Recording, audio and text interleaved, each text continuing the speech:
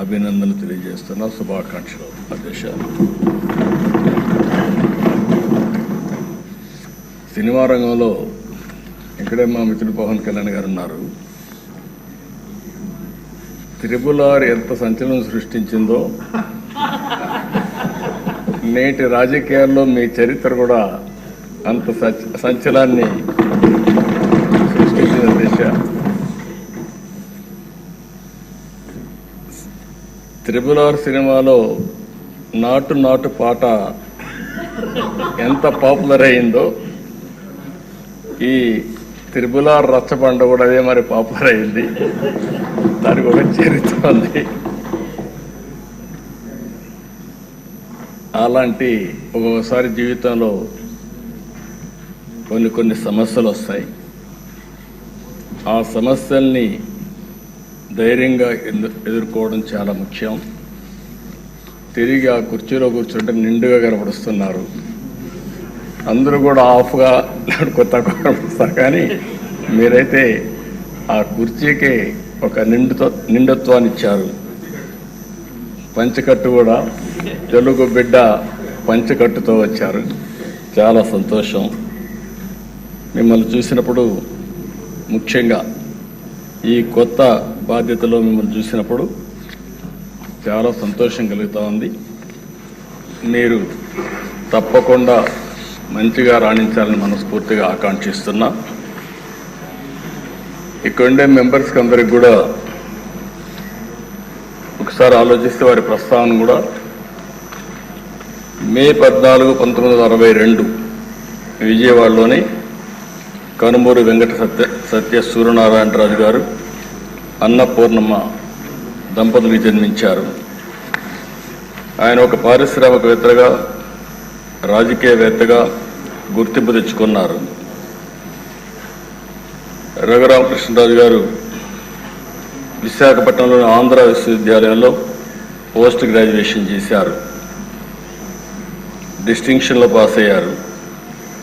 అప్పటి నుంచి కూడా మీరు ఎక్కడ చూసినా ఉత్సాహంగా మెరిట్లోనే ఉన్నారు. ఆయన మొదటి నుంచి మెరిట్ స్టూడెంటు. ఇండస్ట్రీ కూడా విద్యుత్ రంగంలో, ఎడిబుల్ ఆయిల్స్లో ఇలాంటి వ్యాపారాలు కూడా చేసి గుర్తింపు తెచ్చుకున్నారు. వాళ్ళ కుటుంబానికి కూడా రాజకీయ నేపథ్యం ఉంది. శిరీష్ రాజు గారు, వీళ్ళ తాతగారు, ఆయన జిఎస్ రాజు గారు 1958 నుంచి 64 వరకు ఏపీ లెజిస్లేటివ్ కౌన్సిల్ పదవికి మొట్టమొదటిసారిగా డిప్యూటీ చైర్మన్గా పనిచేశారు. ఇంకో పక్క సిరీస్ ఫార్మా ఎస్టాబ్లిష్ చేశారు అప్పట్లోనే. కానీ కొన్ని కారణాల వల్ల దాన్ని ముందుకు తీసుకుపోలేకపోయారు. కానీ లేకపోయింటే ఈరోజు రిచెస్ట్ మ్యాన్ ఆంధ్రప్రదేశ్లో ఆయనే ఉండేవాడు. అప్పట్లో ఫార్మా అనేది చాలా ముఖ్యం. మన డిప్యూటీ స్పీకర్ గారు 19లో నర్సాపూర్ ఎంపీగా పోటీ చేసి గెలిచారు. అయితే వీరి ఆలోచన, వీరి వ్యక్తిత్వం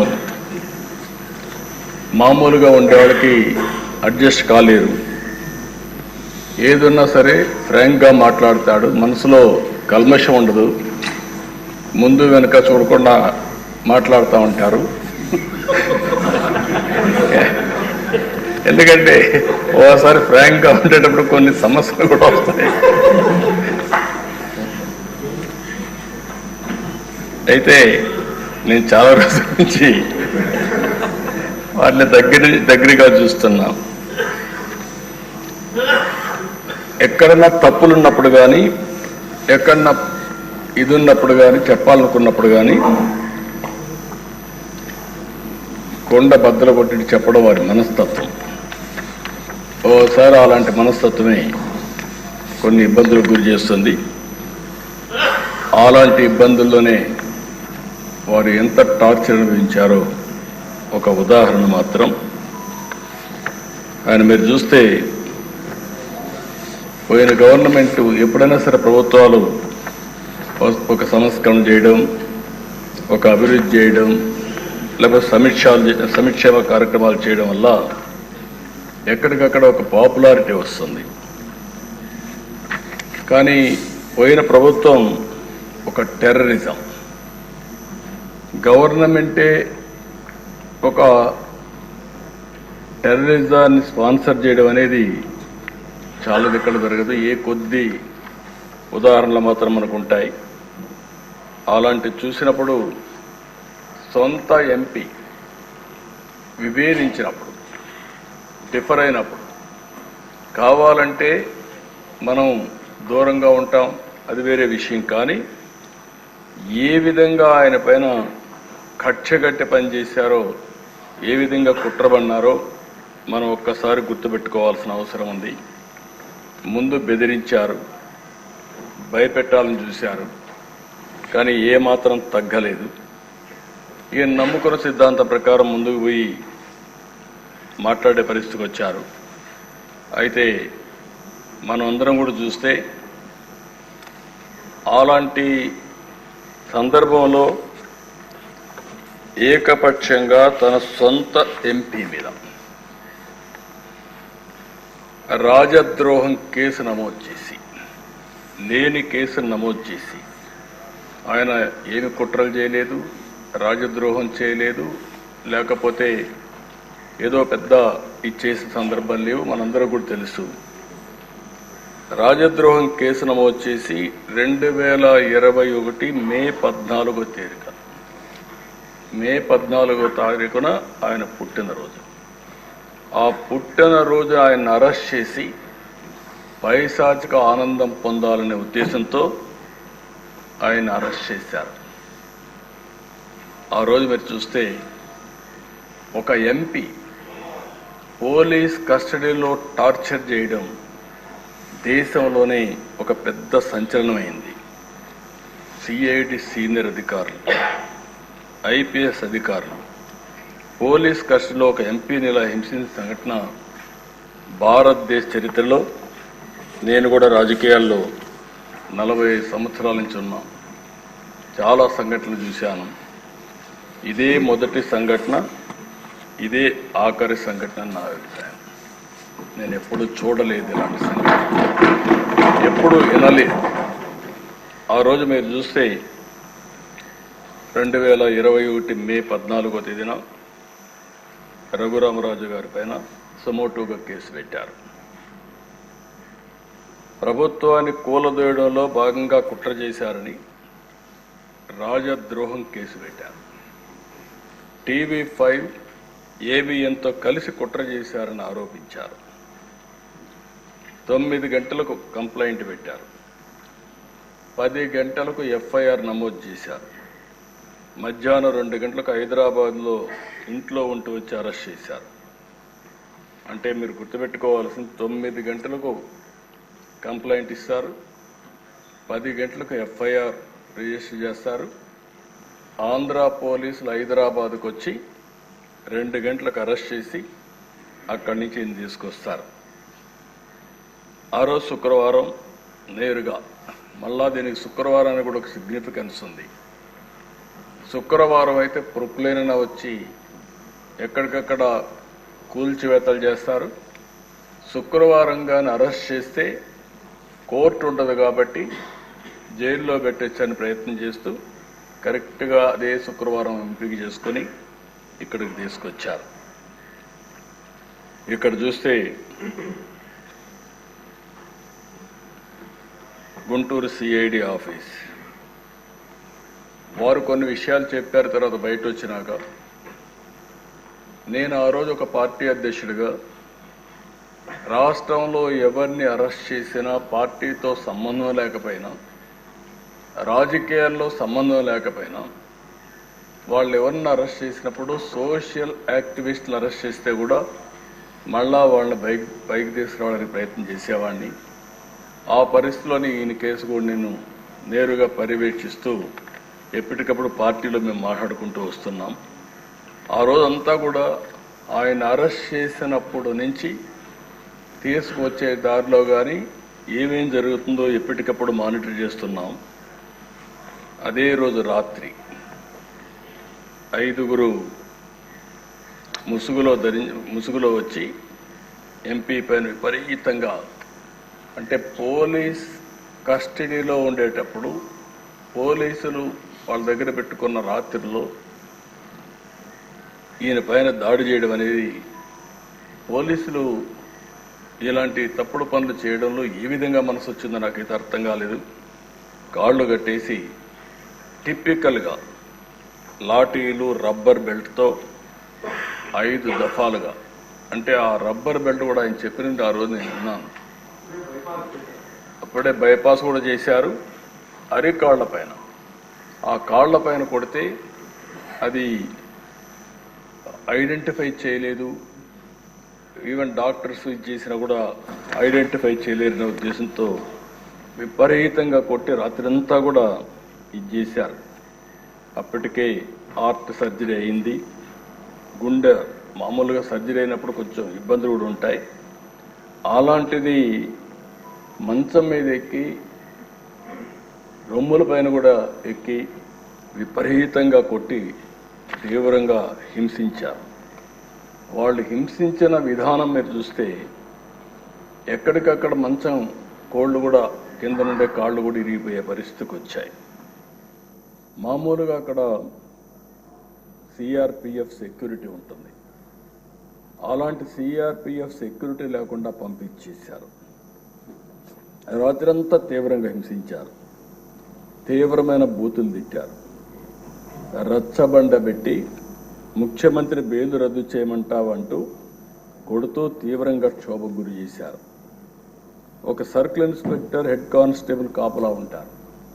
ఇద్దరిని బయట పంపించి అదే సమయంలో ముసుగులు వేసుకుని వాళ్ళు వచ్చి, నేను అడిగాను ఆ రోజు కూడా వారిని అడిగాను, వారిని గుర్తుపెట్టగలుగుతారా అంటే గుర్తుపట్టడానికి వాయిస్ చూస్తే ఏమైనా చెప్పగలుగుతానేమో, కానీ ఎక్కడైతే ముసుగు వేసుకొని వచ్చారు, ముసుగు వేసుకొని వచ్చేసి ఇవన్నీ వెళ్ళిపోయారని చెప్పారు.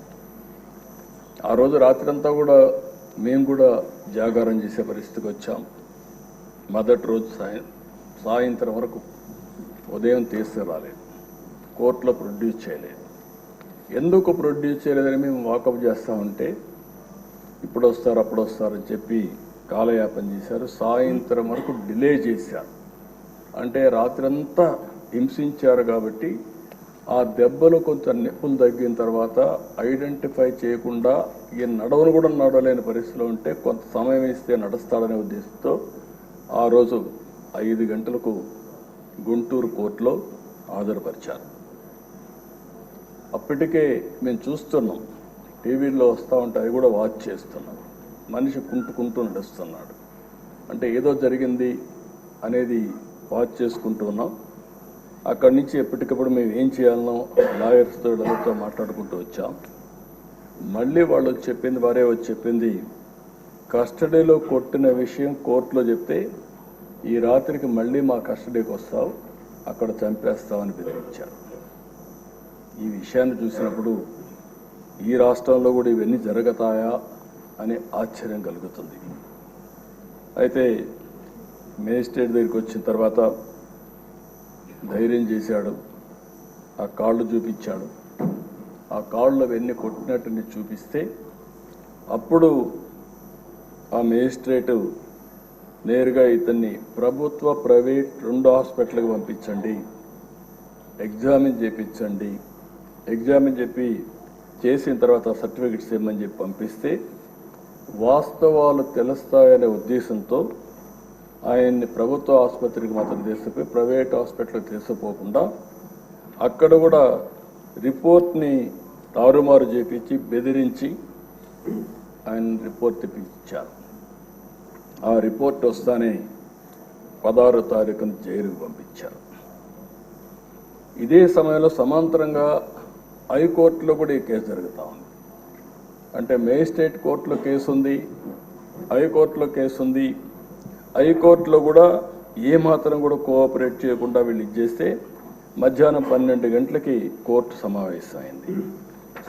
రఘురామకృష్ణరాజు యొక్క రిపోర్ట్ ఇవ్వమని కోర్టు అడిగింది, కానీ వాళ్ళు రిపోర్ట్ ఇవ్వలేదు. మధ్యాహ్నం ఇవ్వాల్సిన రిపోర్టు సాయంత్రం 6 గంటలకు ఇచ్చారు. దీంతో హైకోర్టు కూడా ఆగ్రహం వ్యక్తం చేస్తూ రఘురామకృష్ణరాజు గారిని స్వయంగా తీసుకురండి హైకోర్టుకి అని చెప్పారు. ఆయన ఇప్పటికే జైల్లో ఉన్నాడు, ఇప్పుడు మేము తీసుకురాలేమని మొరాయించారు. మరుసటి రోజు 17వ తారీఖు హైకోర్టులో విచారణ జరిగింది. ఇది ఉన్నప్పుడు వారి అడ్వకేటు వారితో కూడా మేము కూడా మాట్లాడి సుప్రీంకోర్టులో వెకేషన్ బెంచ్లో కేసు వేశారు. సుప్రీంకోర్టు ఇమ్మీడియట్గా ఈయన్ని హైదరాబాద్లో మిలిటరీ హాస్పిటల్కి, ఇక్కడ ఉండే హాస్పిటల్ పైన నమ్మకం లేక ఇక్కడ హాస్పిటల్లో మళ్ళా తారుమారు చేస్తారు, బెదిరిస్తారు, రిపోర్ట్లు ఇవ్వరనే ఉద్దేశంతో హైదరాబాద్లో మిలిటరీ హాస్పిటల్కి రెఫర్ చేశారు. అప్పుడు కూడా మొరాయించారు. ఏదైతే ఆయన్ని ఇమ్మీడియట్గా తరలించాల్సింది పోయి తరలించకపోతే సుప్రీంకోర్టు చాలా స్పష్టంగా తెలంగాణ హైకోర్టు చీఫ్ జస్టిస్ నియమించిన న్యాయాధికారి సమక్షంలో పరీక్ష నిర్వహించి మంగళవారం నాటికి సుప్రీంకోర్టుకు రిపోర్ట్ ఇమ్మని చెప్పి ఆదేశాలు ఇచ్చారు. అందువల్ల సోమవారం సాయంత్రం 5 గంటలకు ఇక్కడి నుంచి జైల్లో నుంచి తీసుకుపోయి హైదరాబాద్లో సికింద్రాబాద్ మిలిటరీ హాస్పిటల్లో చేర్చారు. అక్కడ కూడా మేము వాచ్ చేస్తున్నాం. అక్కడ కూడా ఆ రోజు ఒక అధికారి పనిచేస్తూ అక్కడికి వెళ్ళి అక్కడ కూడా మ్యానిపులేట్ చేయాలని ప్రయత్నం చేశారు. అది కూడా మేము పేపర్ ద్వారా మళ్ళీ ఎక్కడికక్కడ లీక్ చేసి ప్రెషర్ పెట్టే ప్రయత్నం చేశాం. సభ్యతగా ఉండదని ఆ వ్యక్తి పేరుని చెప్పడం లేదు, కానీ ఆ వ్యక్తిని తీసుకొచ్చి ఎక్కడికక్కడ ఒక పవిత్రమైన దేవాలయంలో అధికారిగా పెట్టుకుని ఎలాంటి లాబీలు చేయించే పరిస్థితికి వచ్చారు. అంటే ఎంత దుర్మార్గంగా ప్రవర్తించారో అంత దుర్మార్గంగా ప్రయత్నించే పరిస్థితికి వచ్చారు. అయితే అవన్నీ చూసిన తర్వాత నెక్స్ట్ డే 3 రోజుల వరకు ఆయన ట్రీట్మెంట్ ఇచ్చిన తర్వాత సుప్రీంకోర్టు బెయిల్ ఇచ్చే పరిస్థితికి వచ్చింది. ఇది మనం అందరం ఒక్కసారి ఆలోచించినప్పుడు ఇక్కడతో ఆగలేదు కక్ష. నర్సాపూర్ లోక్సభ పరిధిలో పేద అమిరం గ్రామంలో అల్లూరి సీతారామరాజు విగ్రహావిష్కరణ జరిగింది. సాక్షాత్తు ప్రధానమంత్రి గారు ఆ ఫంక్షన్కి వచ్చారు. ఈయన స్థానిక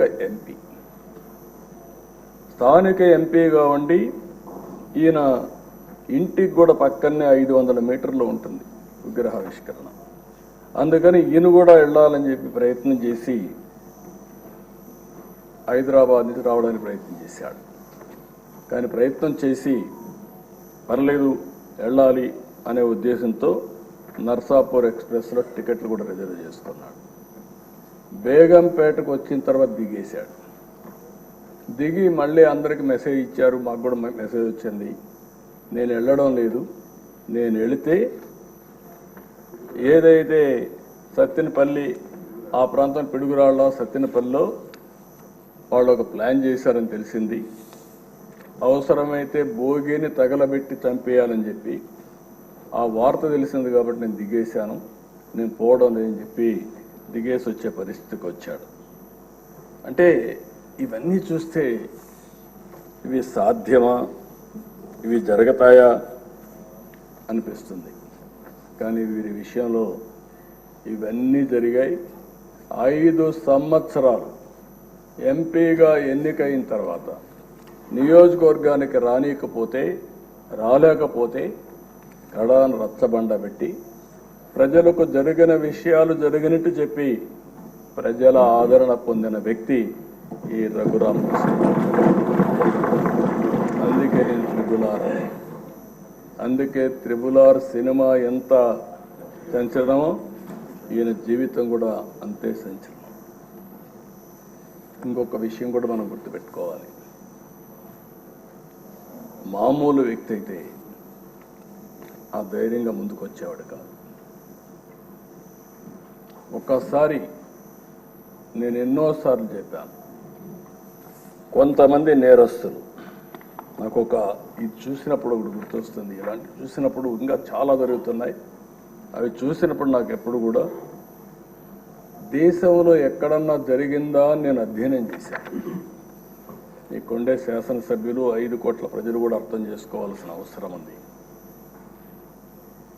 రెండోది ఆయన విషయంలోనే కాదు, నా విషయంలో కూడా జరిగిన తర్వాత ఏదైతే నా అభిప్రాయాన్ని ధృవీకరించుకున్నాను. నేను జైల్లో ఉన్నప్పుడు నా రూమ్లో కూడా సీసీటీవీ కెమెరాలు పెట్టి నేరుగా వాచ్ చేయాలని ప్రయత్నం చేశారు ఇక్కడి నుంచి, రిమోట్ నుంచి. అదే ఈయన విషయంలో కూడా ఆయన్ని కొడుతూ టీవీలో సెల్ ఫోన్లో ఆనాటి ముఖ్యమంత్రి చూశారని వారు చెప్పే పరిస్థితికి వచ్చారు. నాకు అది ఆ రోజు నాకు నమ్మశక్యంగా అనిపించలేదు. కానీ నా విషయంలో ఎక్కడైతే నన్ను జైల్లో పెట్టారో ఆ రూమ్లో కూడా సీసీటీవీ కెమెరా పెట్టి నేను ఏ విధంగా ఉన్నానో వాచ్ చేయడానికి ప్రయత్నం చేశారన్నప్పుడు నాకు నా అభిప్రాయాలు కన్ఫర్మ్ అయినాయి. అది అయిన తర్వాత నేను చాలాసార్లు ఆలోచించాను, ఎక్కడన్నా ఇలాంటి వాళ్ళు ఉన్నారా, ఎక్కడన్నా జరిగిందా ప్రపంచంలో అని అడిగితే ఒకే ఒక వ్యక్తి దొరికాడు. ఆ వ్యక్తి కొలంబియాలో ఎన్నో ఏళ్లకు మునుపు కాదు, 1980-85 ఆ ప్రాంతంలో ఏదైతే పాబ్లో ఎస్కోబార్, అతనికి ఇతనికి కరెక్ట్గా సరిపోతున్నాయి పోలికలు, దాంట్లో ఏం అనుమానం లేదు. అతను కూడా మీరు చూస్తే కొలంబియాలో మారక ద్రవ్యాల ముఠాలకు ఎస్కోబార్ నాయకుడు, అత్యంత ధనికుడుగా, నేరస్తుడుగా, దుర్మార్గుడుగా ఎమర్జ్ అయ్యాడు. దుర్మార్గుడు అంటున్నా నేను. ప్రపంచ మార్కెట్లో 80% కోకైన్ వంటి మారక ద్రవ్యాలని తయారు చేసి సరఫరా చేసి మొత్తం ప్రపంచంలోని డ్రగ్ స్మగ్లర్గా తయారయ్యాడు. మన ఈయన్ని కూడా చూస్తే గంజాయి వచ్చింది, డ్రగ్స్ వచ్చాయి. ఈరోజు నేను హామీ ఇస్తున్నా, ఎట్టి పరిస్థితుల్లో రాబోయే రోజుల్లో ఎవరైనా సరే గంజాయి అమ్మినా, గంజాయి పండించిన ఉక్కు పాదంతో ఈ ప్రభుత్వం అణిచివేస్తా. ఒక్కరోజు మాట్లాడా? ఒక్కరోజు కనీసం ఆలోచించాడా? ఎంతమంది పిల్లలు, ఎంతమంది నాశనం అయిపోయారు గంజాయి తీసుకొని, ఎంతమంది డ్రగ్స్ కడెక్ట్ అయిపోయి ఎన్ని ఘోరాలు నేరాలు జరిగాయంటే అన్ని ఘోరాలు నేరాలు జరిగే పరిస్థితి వచ్చింది. ఆ పాబ్లో ఎస్కోబార్ అయితే 1985లో సుప్రీంకోర్టులో గెరిల్లాతో దాడులు చేయించాడు. 11 మంది న్యాయమూర్తులను చంపేశారు. ఈ ఎంపీని కూడా అదే విధంగా చంపేవారు. కనీసం ఈ దేశంలో ప్రజాస్వామ్యంలో కాస్తో కోస్తో చెక్స్ అండ్ బ్యాలెన్సెస్, కోర్టులు ఇవన్నీ ఉన్నాయి కాబట్టి కొంతవరకన్నా బయటపడ్డాం. కానీ లేకపోతే ఇతన్ని ఎప్పుడో ఎలిమినేట్ చేసే పరిస్థితికి వచ్చారు. సుప్రీంకోర్టులో బుల్డోజర్తో గుర్తించారు.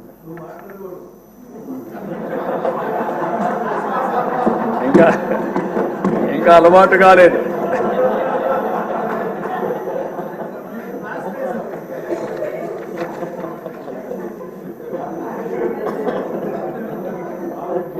కాబట్టి మీరు అతనికి ఇతనికి చూస్తే ఒక వ్యక్తి అతని మీద మాట్లాడాడని, మినిస్టర్ పార్లమెంట్లో మాట్లాడాడని అతను చంపించేశాడు.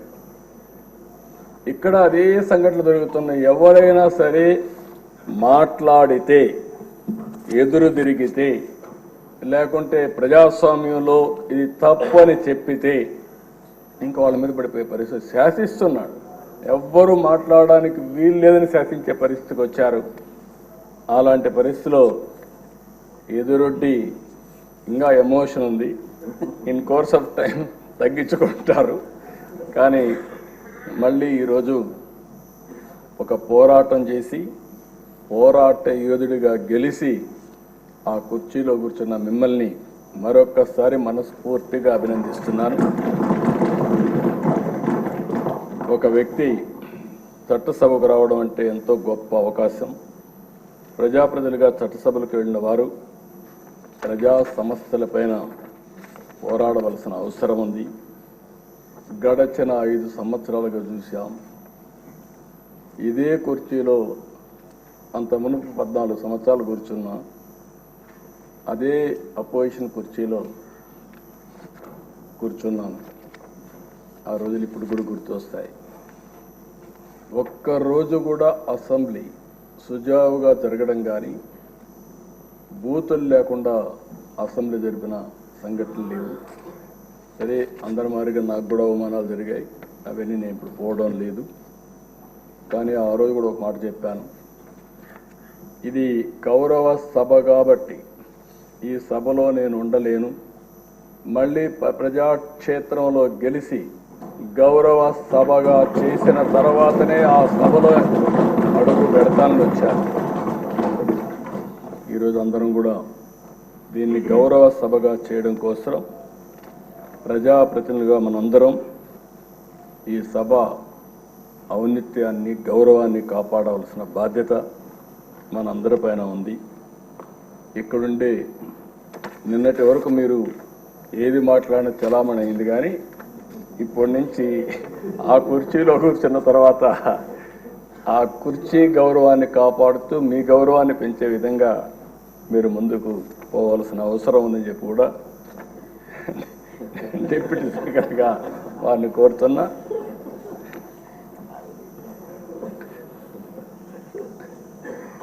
ఇంకొక పక్కన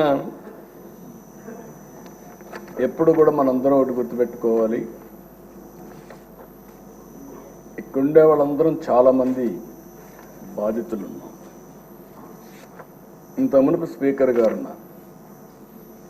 స్పీకర్ గారు ఆ వయసులో ఉంటే ఆయన రాజకీయ అనుభవం కూడా అపారం. 83 నుంచి రాజకీయాల్లో ఉన్నారు. 7 సార్లు ఎమ్మెల్యే అయ్యాడు. అలాంటి వ్యక్తి మీద అటెంప్ట్ రేప్ కేసు పెట్టారు. అంటే ఏమన్నా నాకైతే అర్థం కావడం లేదు. ఇప్పుడు ఆయన అదే బ్యూటీ ఆఫ్ డెమోక్రసీ, ఆయన ఇప్పుడు స్పీకర్. అదే మాదిరిగా ఈయన్ని చంపేయాలనుకున్న ఆయన ఇప్పుడు deputy speaker. Can you imagine this? అందుకే ప్రజల్లో ప్రతి ఒక్క విషయాన్ని వాచ్ చేస్తారు.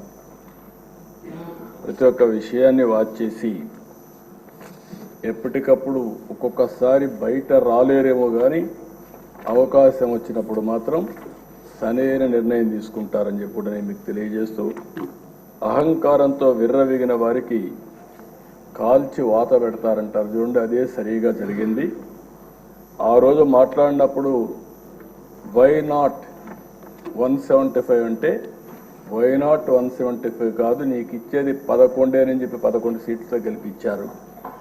ఇంకొక పక్క ఇదే సీట్లో నేను చూశాను, మీ ప్రతిపక్ష స్థానాన్ని తీసేస్తామని చెప్పి హోదా తీసేస్తామని మాట్లాడారు. ఇప్పుడు ప్రజలు ప్రతిపక్ష హోదా కూడా ఇవ్వని పరిస్థితికి వచ్చారు. ఇంకొక పక్కన మనం గుర్తుపెట్టుకోవాల్సింది, ఇవన్నీ కూడా అహంకారం. అలాంటి అహంకారంతో ముందుకు పోతే ఇదే అవుతుంది. నా చరిత్రలో 2 సార్లే ప్రతిపక్ష హోదా అనేది నాయకులు ఇచ్చేది కాదు, ప్రజలు ఇచ్చేది. అంటే ప్రజలు ఓట్లు వేసినప్పుడు 10% సీట్లు గెలిస్తే ఆ గెలిచిన పార్టీకి ప్రతిపక్ష హోదా వస్తుంది. లేకపోతే మెజారిటీ మనం గెలిస్తే మనం ఇక్కడ అసెంబ్లీకి వస్తాం, మెజారిటీ ఉంటే గవర్నమెంట్ ఫామ్ చేస్తాం. అట్లా కాకుండా ప్రతిపక్ష హోదా కావాలి, ఇవ్వకపోతే నేను అసెంబ్లీకి రానని డిమాండ్ చేసే నాయకుడు నా చరిత్రలో ఎప్పుడు చూడలేదు. 45 స్వతంత్ర భారతదేశంలో ఎవరు అడుగుండరు. అంటే మనం గుర్తుపెట్టుకోవాల్సిన ఒక వ్యక్తి యొక్క వ్యక్తిత్వం, ఆలోచన విధానం, డిమాండ్ చేయడం, డిక్టేట్ చేయడం, శాసించడం, ఇవన్నీ కూడా ప్రజాస్వామ్యంలో ఎప్పుడు కూడా ఉండవు. అలాంటి జరిగే పరిస్థితి వచ్చింది.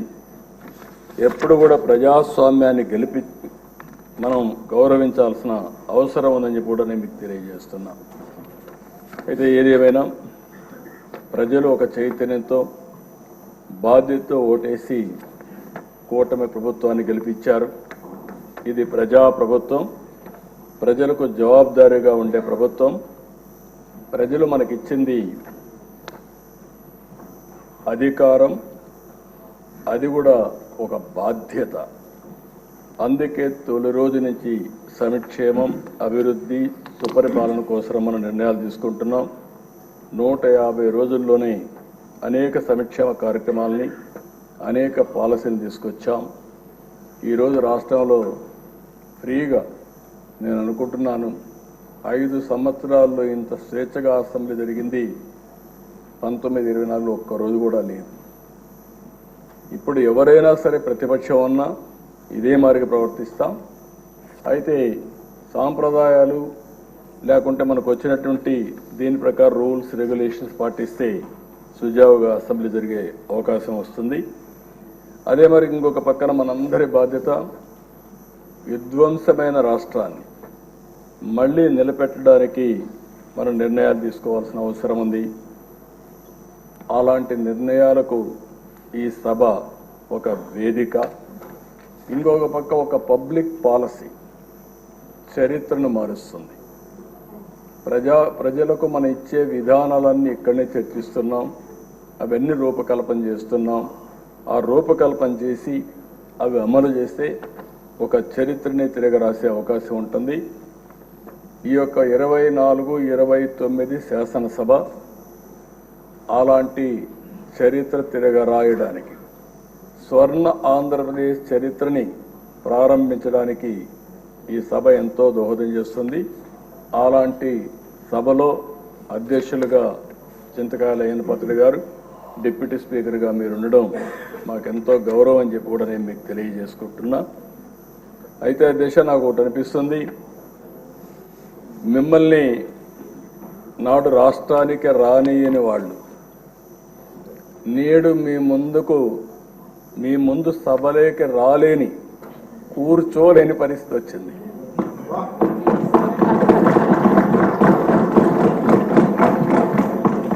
మిమ్మల్ని నాడు రాష్ట్రానికి రానియని వాళ్ళు నేడు మీ ముందు సభలోకి రాలేని, కూర్చోలేని పరిస్థితి వచ్చింది. ఇది దేవుడు రాసిన స్క్రిప్టే. That is the beauty of democracy. That is the miracle. ఆ రోజు ఒక్క క్షణం భగవంతుడు చిన్న చూపు చూసుంటే త్రిపులారిని ఇక్కడ చూసేవాళ్ళం కాదు. కానీ భగవంతుడు డెస్టినీ గట్టిగా ఉన్నప్పుడు ఏది జరగదు. కానీ అదే సమయంలో ధైర్యంగా నిలబడ్డాడు కాబట్టి, ధైర్యంతో ముందుకు పోయాడు కాబట్టి మళ్ళీ ఇక్కడ రాగలిగాడు. ఏమాత్రం కొద్దిగా కూడా భయపడుంటే భయమే రఘురామకృష్ణరాజు గారు చంపేసేది. ఆ ధైర్యానికి, ధైర్య సాహసాలకు మారు పేరైనటువంటి రఘురామకృష్ణరాజు గారిని మనస్ఫూర్తిగా అభినందిస్తూ, అలాంటి వాళ్ళు మనందరికి కూడా, మీ అందరికి కూడా చాలామంది యంగ్స్టర్స్కి ఆదర్శం కావాల్సిన అవసరం ఉంది. అది కూడా మీరందరూ గుర్తుపెట్టుకోవాల్సి కోరుతూ, డిప్యూటీ స్పీకర్ గారు, మీరు ఆ పదవికి వన్నీ తెస్తారని, మన శాసనసభను ఒక సమున్నతమైన సభగా నిర్వహిస్తారని మనస్ఫూర్తిగా ఆశిస్తూ, మనస్ఫూర్తిగా మీకు అభినందన తెలియజేసుకుంటూ, మీ సాహసాన్ని గురించి, ధైర్యాల గురించి రాజీ పడాల్సిన అవసరం లేదు. అదే సమయంలో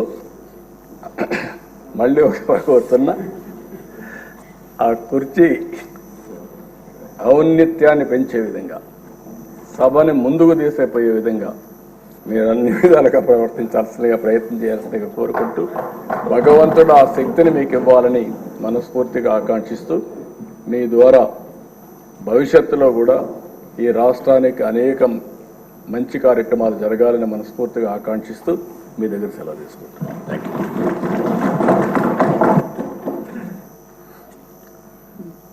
గౌరవనీయులైన ఉప ముఖ్యమంత్రి